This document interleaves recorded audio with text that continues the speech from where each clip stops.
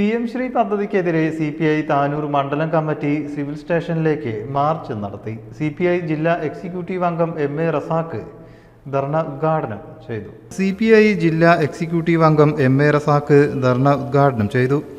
ഇപ്പോൾ ഈ PM ശ്രീ പദ്ധതി കേരളത്തിൽ നടപ്പാക്കാൻ പാടില്ല എന്ന് ഞങ്ങൾ ആധികാരികമായി പറയാനുള്ള ഒന്നാമത്തെ കാരണം, നമ്മുടെ രാജ്യം ഭരിച്ചുകൊണ്ടിരിക്കുന്ന BJP ഗവൺമെന്റ്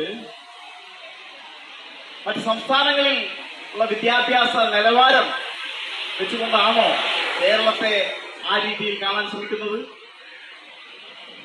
വളരെ വൈകല്യങ്ങളോടുകൂടിയ വിദ്യാഭ്യാസ നയം നടപ്പിലാക്കിയ മറ്റു സംസ്ഥാനങ്ങളിൽ ഇതുപോലുള്ള പദ്ധതികൾ നടപ്പാക്കുന്നതിൽ ഞങ്ങൾക്ക് വിരോധമില്ല. പക്ഷേ കേരളത്തോട് കാണിക്കുന്ന കേന്ദ്ര അവഗണനയുടെ ഭാഗമായിട്ടും തീർച്ചയായും ഈ വിദ്യാഭ്യാസ മേഖല കാവ്യവൽക്കരിക്കുന്നതിന്റെ ഭാഗമായിട്ടുമാണ് PM ശ്രീ ശക്തമായി കേരളത്തിൽ നടപ്പാക്കണമെന്ന നിർദ്ദേശം കേന്ദ്ര ഗവൺമെന്റ് വരുന്നത്.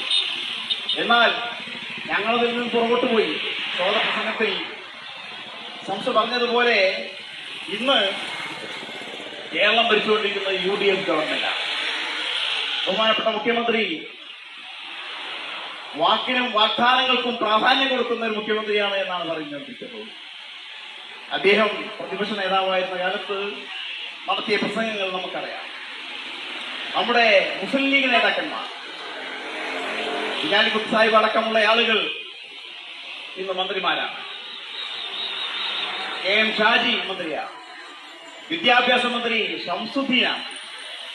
ഷംസുദ്ദീൻ കഴിഞ്ഞ ദിവസം ബഹുമാനപ്പെട്ട വിദ്യാഭ്യാസ മന്ത്രി എന്ന നിലയ്ക്ക് കേരളത്തിൽ സംസാരിക്കുമ്പോൾ ശ്രദ്ധിക്കണം. ഇവര് PM ശ്രീ പദ്ധതി കഴിഞ്ഞ ഇടതുപക്ഷ ജനാധിപത്യ ഗവൺമെന്റ് ഒപ്പിട്ട് കാശ് വാങ്ങിയ ഒരു പദ്ധതിയാണെന്നാണ് പറയുന്നത്. എവിടുന്നാണ് ഇവർക്ക് വിവരം കിട്ടിയത്?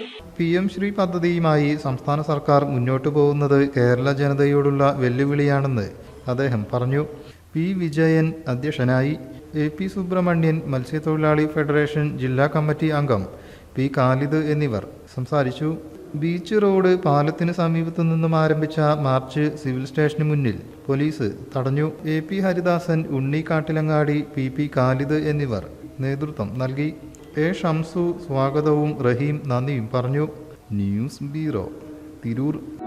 നമ്മുടെ കുബൂസ്, അത് നമ്മുടെ ഗൾഫിൽ കിട്ടുണ്ടായിരുന്ന കുബൂസില്ലേ, നിനക്കിഷ്ടപ്പെട്ട ആ കുബൂസ്.